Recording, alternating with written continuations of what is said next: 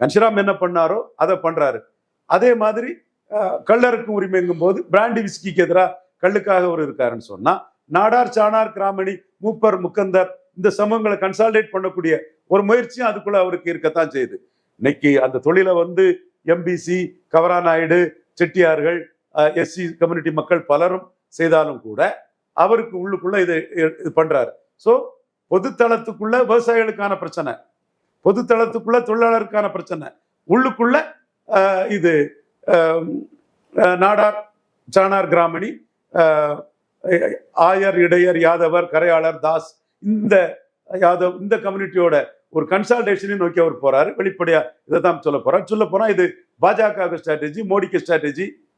தெளிவா நம்ம அதை சொல்லியிருக்கிறோம்.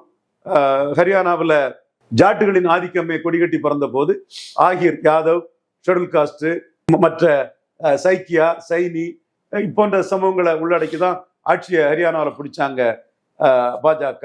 மராத்தாக்களின் டாமினேஷனே மகாராஷ்டிராவில் ஹெவியா இருக்கும்போது மாதவ், மாலி, தங்கர், வஞ்சாரா போன்ற சமூகங்களையும் நம்மளோட தமிழர்கள், வட இந்தியர்கள், பிராமணர்கள் இவங்களை ஒன்றிணைச்சு தான் ஆட்சியை பிடிச்சாங்க. அதே மாதிரி கன்ஷிராம் பாணியில தமிழ்நாட்டுக்குள்ள சீமான் வந்து ஒரு காஸ்ட் கன்சால்டேஷனையும் உள்ளுக்குள்ள வேலுப்பிள்ளை பிரபாகரன் தமிழர்னு பொதுத்தளத்துக்குள்ளதான் நிற்கிறார். பொதுத்தளத்தை தாண்டி விவசாயிகள் அதுல தான் நிற்கிறாருன்னு கூட பிஹைண்ட் த சீன் ஒரு கன்சால்டேஷன் நோக்கமும் அவர்கிட்ட இருக்கதாட்டு நான் பார்க்கிறேன்.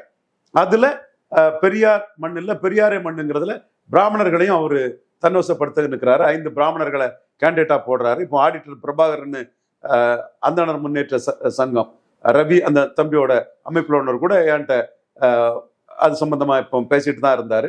5 பிராமணர்களை கேண்டிடேட்டா போடுறங்கிறது அந்த மகாராஷ்டிரா பாஜக ஸ்ட்ராட்டஜி தான், ஹரியானா பாஜக ஸ்ட்ராட்டஜி தான். இது வந்து பலருக்கும் கை கொடுத்த ஸ்ட்ராட்டஜி. இந்த ஸ்ட்ராட்டஜிக்குள்ள சீமான் நிற்கிறாரு.